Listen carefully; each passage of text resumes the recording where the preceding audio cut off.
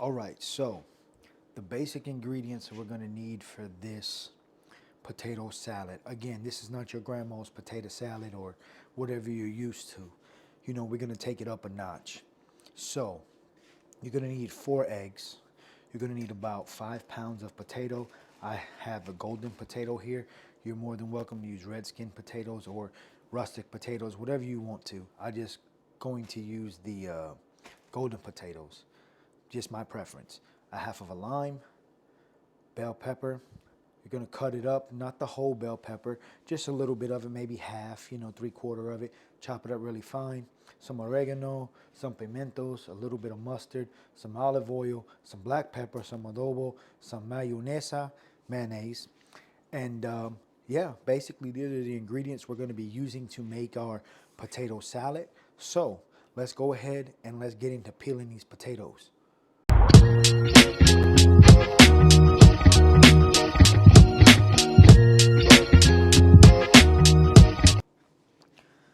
So anyway, fam, peeling potatoes.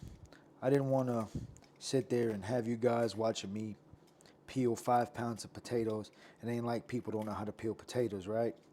But anyway, nonetheless, one thing that I did forget to mention when I showed the ingredient list is onion. So we're going to use about a half a cup of chopped onion. Make sure you chop it really fine. You'll see here when we incorporate everything after we get our potatoes boiled down and our eggs boiled and stuff. When we incorporate everything, how fine those onions will be chopped. But again, this is not a conventional uh, potato salad. This is, something different. We're bringing the flavor profile up.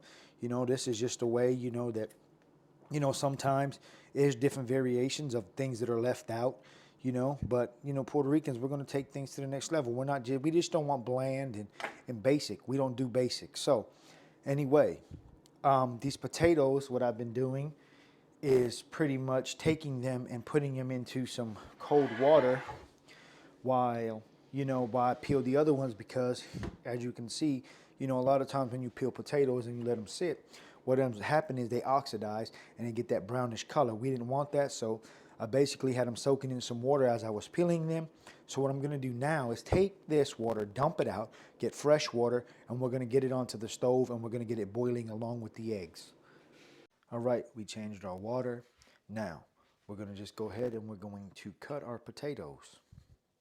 Now, I'm going to cut mine. I'm not going to make them to where they're so small or too big, but you don't want them so small to where, when they're in there boiling it, they just pretty much boil down to nothing. So, you know, but again, it's all to preference on how big you want your pieces of potato. Right there for me, that's perfect on the size. And also, in the ingredients, when I showed you what I was going to be using, I did not show you any salt. So the reason I did not show you any salt is because when I boil these potatoes, they're going to be heavily salted in the water. So I don't want to add any extra salt to it. But again, it's all to your preference when you're making yours. That's just my preference on what I'm going to be doing. I don't want to add any more salt, being that we're going to be adding a lot more uh, seasonings at the very end when we combined everything together. So that's just a tip on what I'm going to be doing and why I didn't show that in my ingredients list. So what we're going to do, we're going to finish chopping these potatoes up, and then we'll move into getting everything boiling. All right, so our potatoes are done, and as you can see, just fork tender, they're good to go. They're not to where they're just falling apart.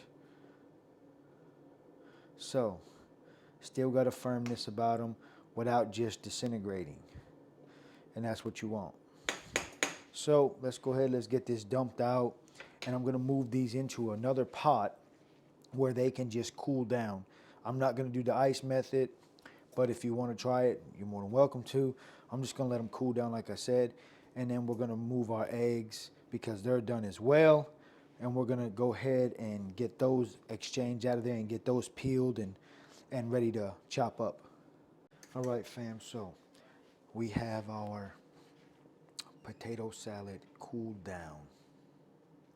Now, let's go ahead and start putting in some of the ingredients that we're going to mix it with. Now, again, like I said, this is not your grandma's potato salad. And as you can tell from those ingredients. Now, there's the eggs. We got our eggs in there.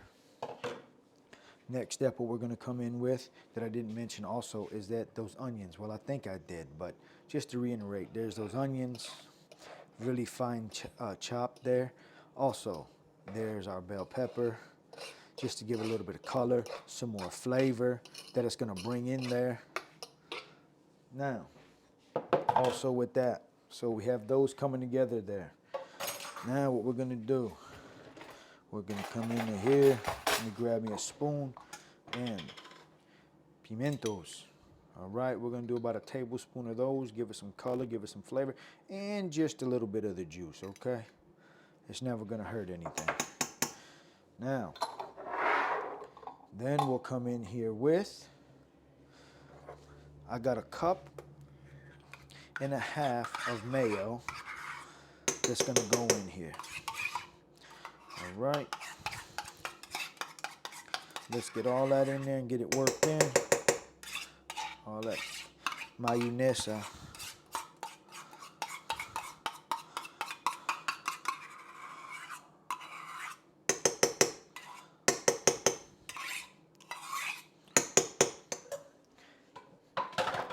And our final one right here.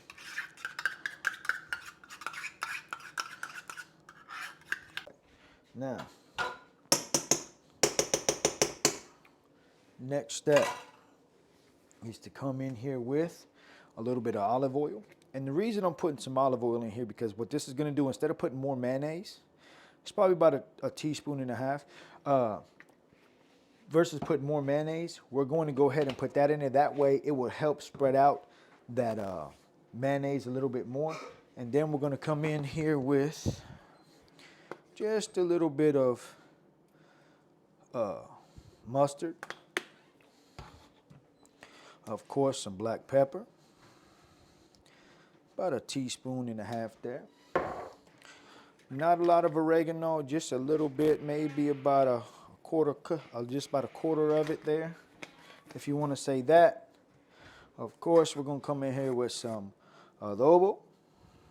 You know, just a little bit right there for a little bit more taste. That's why I didn't put any more salt, hence that. And then, also, like I said earlier, we was going to put some lime juice in here, and this is just going to bring it a little bit more bold flavor, a little bit more acidity in here. That's all that's going to do. It ain't going to hurt nothing. You're not going to taste it throughout the stuff.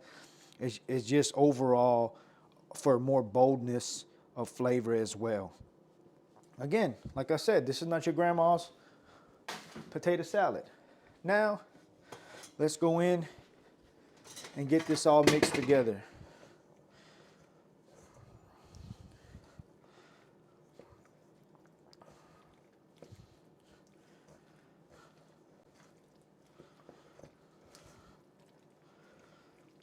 And again, you know, you do this how you want to do it.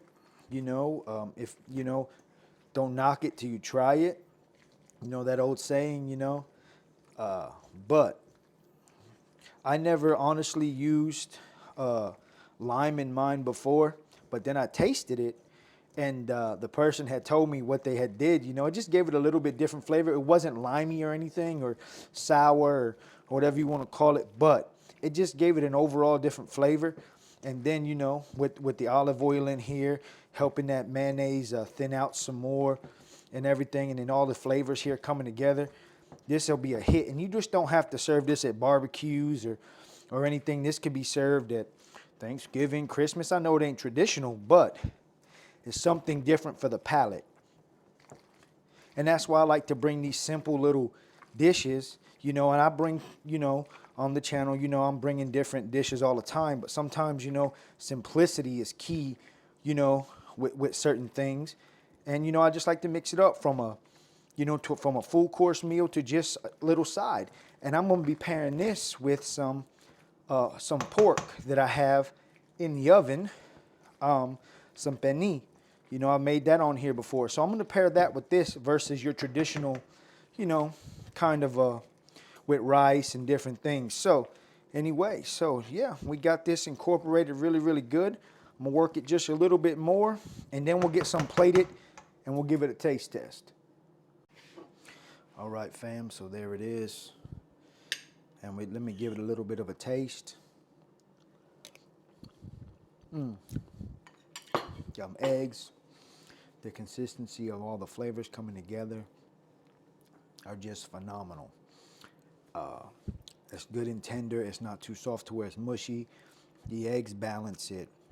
The adobo and everything else is just on point. And so, man, I'm telling you, try this at your next function, family gathering, whatever it is. You will not be disappointed. All right, fam, and that's how we make Puerto Rican style potato salad. I hope you guys try this recipe with your loved ones, bring it to a work function, family function, whatever it is. I'm telling you, would not be disappointed. And if anything, put your own little spin on it, you know what I mean? But yeah, this is just the way that I do it. And I added that lime, like I said, you put your twist on it. After that person had told me about the lime, I tried it and I liked it. So just give this recipe a try. And again, I thank each and every one of you guys for coming back and watching the videos. If you haven't already, like, subscribe, and hit that notification bell. It helps the page grow. It gets everything out there. And it's because of you guys I can continuously do this. And I mean, I just love doing it and bringing it to you guys. So until next time, hug your loved ones and tell me you love them. Peace.